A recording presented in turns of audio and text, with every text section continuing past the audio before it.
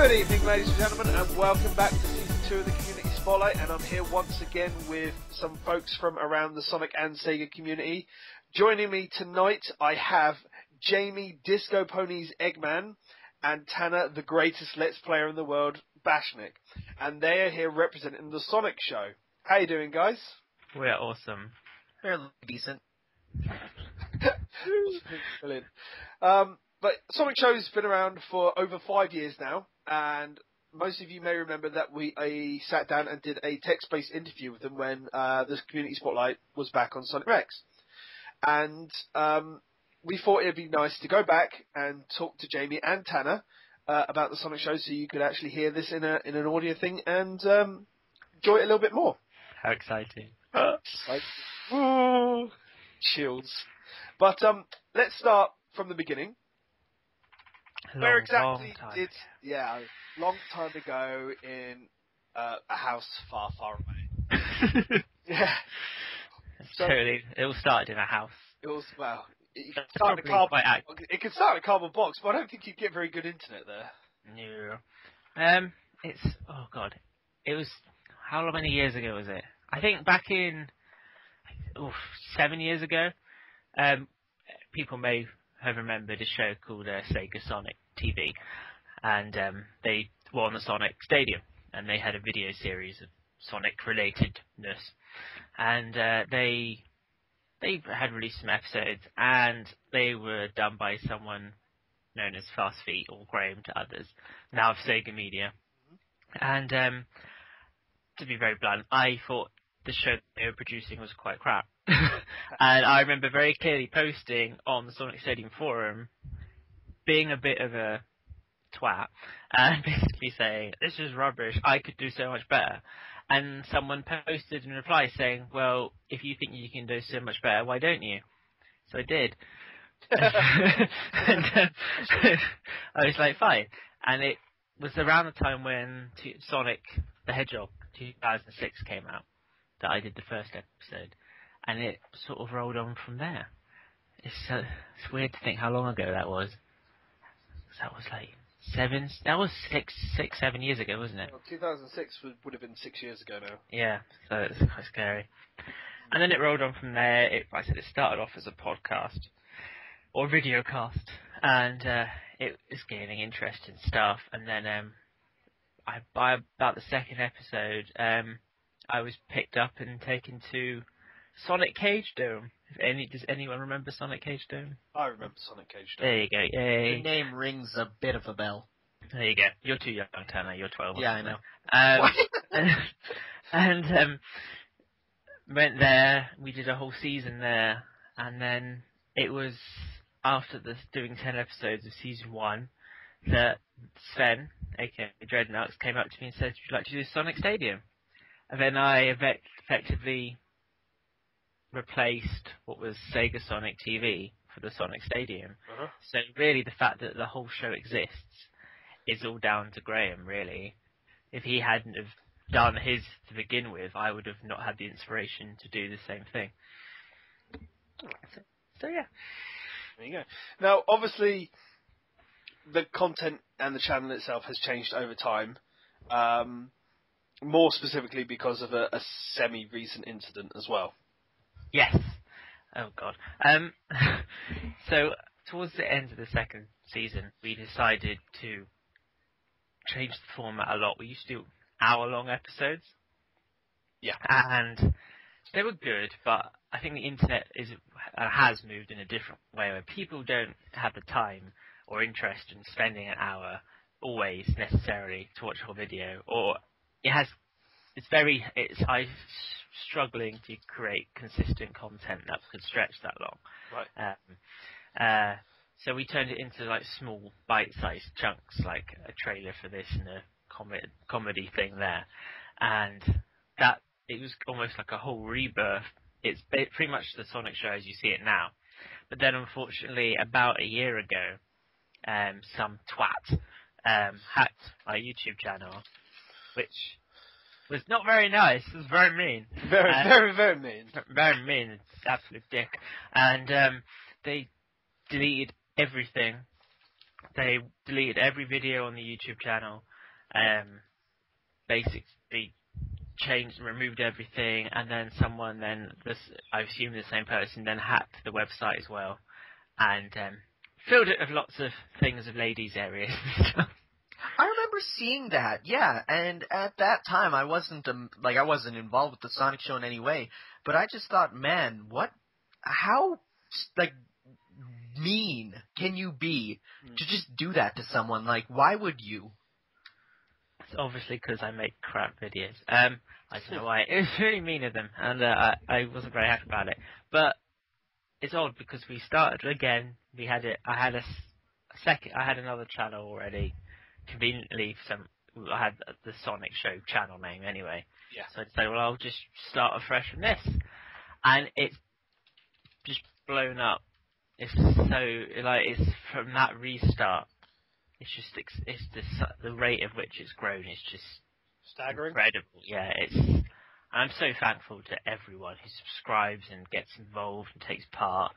And it's since then that I've, started working with people like Tanner and Fuad and doing other sorts of media as well. So to that person who hacked my channel, fuck you! Because you in turn naturally made me more popular. So meh. Hooray! He was hoisted by his own petard. Yes. Yes. But, yeah. No, it's good. I mean, obviously coming back from something like that and being bigger than what you were, it always is very helpful. But, I mean, this is one of the questions we asked last time, and, I mean, you've done so many videos so far, and, do either of you have a favourite one? You go, Tanner.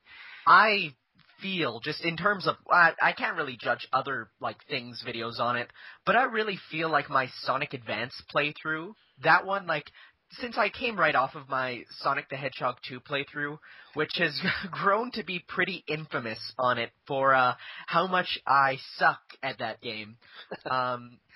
After coming off of that and playing a game where I know what I'm doing, and a game that, Sonic 2 was some people's childhood, well, Sonic Advance was my childhood, right. And I just feel like I faithfully represented that game, and I had fun doing that. I do like that playthrough. I think for me, and what I like about the Sonic Show, and I think does make it a little bit different from other things, is it's very easy to find Let's Plays, and it's very easy to find reviews and trailers and stuff. What's not so commonplace is just stupidity almost. It's just the most random, unnecessary, but just to make Sonic fans have a laugh for 5 seconds. Parody that's what I like stuff. Yeah, and I like that about the Sonic Show, but they don't take that's we'll do an unboxing and my head will explode, or just doesn't really mean anything, and it's not be forgotten, within a few days, but for that small moment in time, people will enjoy it, and I like that. And I think one that sums that up the best is the Shadow the Hedgehog 2 trailer. So I think that's what started that sort of path for the Sonic Show, where that we actually said, let's not take ourselves seriously, let's just have a laugh doing it. And that's probably one of the best known videos, and it's one I like the most. And of course it has lovely Kevin Eber's face in it, which he does not like, I don't think. And he had a very long stint of basically being a victim in all my videos of his face being plastered in one thing or the other. So it started that trend as well. By the way, hello Kevin, love you. So yeah, I think the Shadow Hedgehog 2 trailer is probably my most favourite video. Okay. Tanner, let's jump to you a little bit. Okay. At what point did you jump on, and I mean, what was the main thing that's obviously drawn you to doing the Let's Plays? Because you've also done the top 5 and such as well. But that's been kind of having a hard time with that since I moved to another town from Fuad. So we meet up to do that, and since I'm an hour and a half away from him, it's a little difficult at times. So I guess I can just go into my history with the Sonic Show here. Yeah. It all sort of started off one day. It was Christmas, and I think I was 12. So you were right on that part, Jamie. I got an iPod video like it was the iPod that could play videos. And I discovered the thing called podcasts, and I was just Googling around, and I found the Sonic Show. And so I downloaded them all, and I watched them religiously. I mean, there I was in the middle of the night with my iPod video, the crappy Apple earbuds in, watching these videos that were really just, like, random, not random. Like, at that time it was, like, the more structured format and stuff, and I loved those. And after a while, I kind of threw away my iPod Touch, and it never really stuck with me, the Sonic Show. Until, I heard of the thing that happened with the channel where they lost everything. And it was actually, I think, Fuad who told me, hey, man, did you hear the Sonic Show, lost everything? And I was like, oh, no, that was my childhood. How could they do that? And what happened was, then me and Fuad, we were the first ones who wrote on the channel, back when YouTube had channel comments, Yeah. We're so sorry, we hope everything gets better, it will get better. And then, that sort of happened. But one day, it was for Halloween, and they were looking for somebody to do the voice of Black Doom for the Sonic Show. And Fuad, he was like, he can do a Black Doom voice. So he started talking to Jamie about that. And eventually you let him in on the stream team. And I remember we were sitting at lunch, and Fuad was with a mouth half full of a sandwich. He's like, "Hey, Tanner, did you hear? I got on the Sonic Show." And I spat out my milk, and I was like, "What?" And so he's like, "Hey, you want to join me sometime?" And I'm like, oh. I couldn't believe that, Fuad was basically talking to one of the most, influential parts of my Sonic fandom. And from there, it just sort of exploded, in which, Jamie and I started talking, and then Jamie, the whole idea of doing the Let's Play started off when Jamie, I think I showed Jamie my Sonic 2 Let's Play from my channel, and I was like, hey, here's this, and all of a sudden, he's like, hey, you want to put that on the Sonic Show? I'm like, yeah, that's awesome, and that kind of just snowballed into the Let's Play Fridays. That's cool. So, yeah. You kiss so much ass, Tanner. I know. Speaking of the Sonic 2 Let's Play, it had a bit of a controversial ending, didn't it? To this day, I have not beat Sonic 2, and I didn't want the Let's Play to last forever, and I think at that time I was still limited to the under 15-minute time limit because of a bunch of douchebaggery that happens with YouTube censors and stuff. Yeah. So I couldn't really do short videos, and I think at that time, too, I was in the middle of moving, so I had difficulty with finding time to record, so I just needed a quick fix to go on to another game, and so I put in the footage from Sonic Generations, and then edited in the ending, because I'm a horrible person. so poor. Tanner, I've completed Sonic 2. That should be it, shameful enough. Who hasn't completed Sonic 2? Me. You're not a Sonic fan. Get out. I'm sorry. Leave now. Go. My first Sonic game. Well, I played Sonic 2 as a kid, but my first Sonic game was Sonic Adventure DX. So you're so young. I know. Well, even then, I only played that. I only got that when I was 10. My first Sonic game was at my babysitter's that I'd play occasionally, and even then, we only were able to get up to Mystic Cave Zone. After that, we had to get turned off because my parents would come and pick me up from the babysitters. Poor Tanner. Such a childhood robbed of gameplay. It's horrible, I know. But moving on, I mean, it's really good, and obviously you're doing more for the Sonic Show as it is, and I mean, obviously you're on the streams now as well, once a week, and sometimes more. I try to get on, yeah. It's great having people like Tanner and Fuad and stuff contribute to the show, because they're, especially Tanner and Fuad, as a great example of the sort of personality the Sonic Show needs. Yeah. And they just sum up what I want the show to be about. I don't want someone to play a game and list all the intricate details. That bores the crap out of me. I could read I don't know if you know this, but that ring right there is actually rendered with one less pixel, and if we pick it up, it actually makes a slightly different pitch noise. So, and now we're going to run left to jump. Exactly. Oh my god. And I hate that sort of stuff, and that's why I love the Sonic 2 playthrough, because it was him just crying in pain as he couldn't finish the level, and I was like, I could relate to that. I want that on the show, and his channel is blowing up as well. It's getting Yes. bigger and bigger, Yes. and it's all deserved. Tanner is amazing.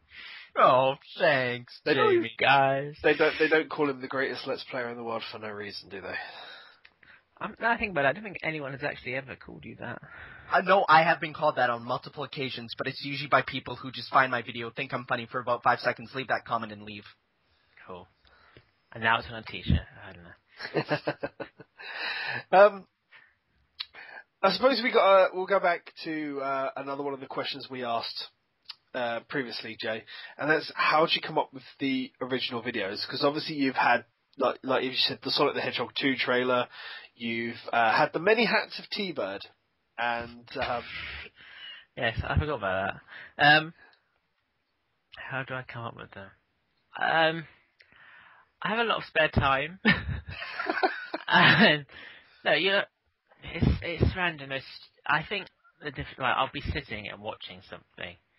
There's two ways that they happen. I'll be watching a random video, and I think, there's a video, I think it was just called Dog. right, Yes. And it's just a dog it's just a really random GIF basically on a video. And I'm watching that, and I'm thinking, wouldn't that be funny if that was with a derpy Knuckles on it? And then about 10 minutes later, it's there on my channel. So there's sometimes really random moments where I think if I thought about it a bit more, it wouldn't have existed. But I just do it straight away. I don't think is this actually quality. Then it happens. And then there's others, and then sometimes it takes lots of planning and organising and stuff and working with.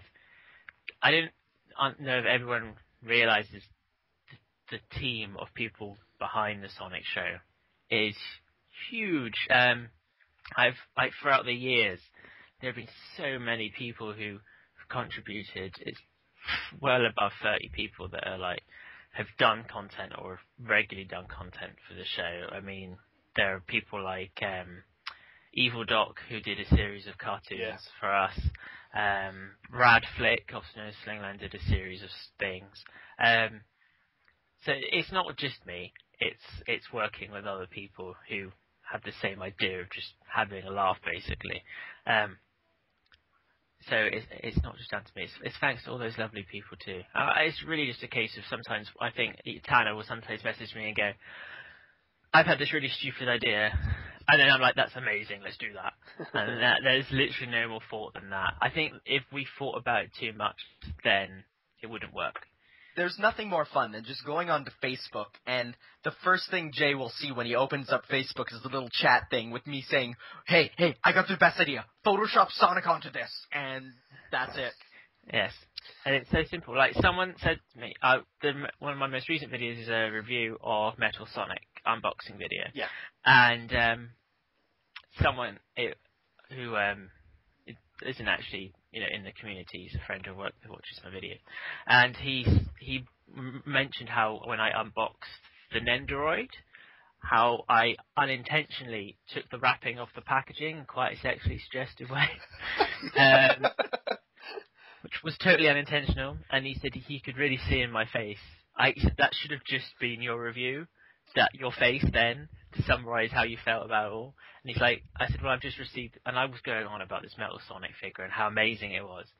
And he literally just said, he's like, how else can I sum that up? And he says, well, I don't know, maybe your head would explode.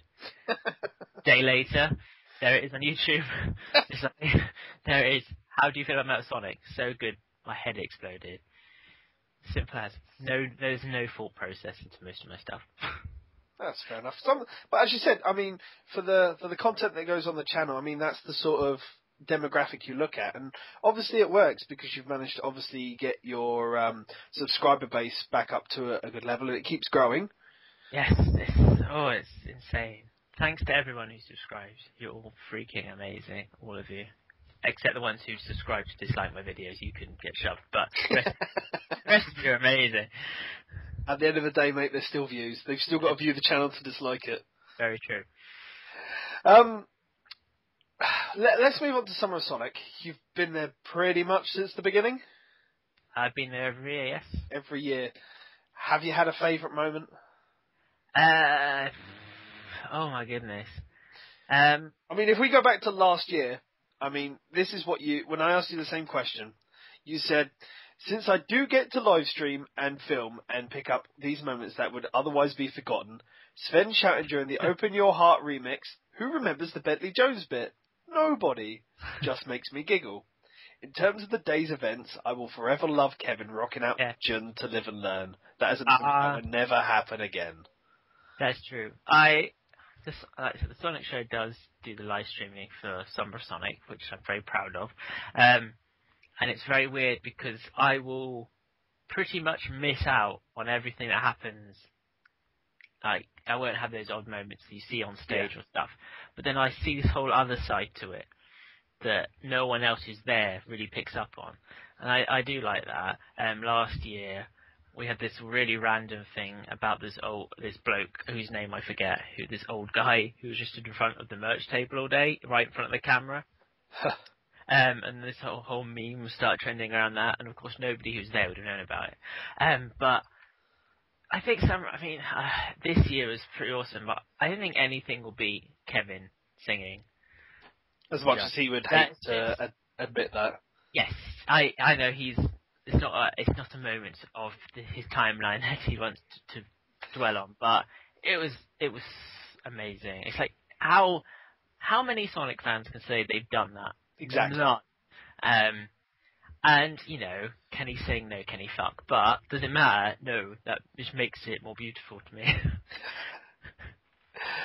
No. I think I understand the sentiment you're saying. Is that not a lot of people would have got that chance, and he had it.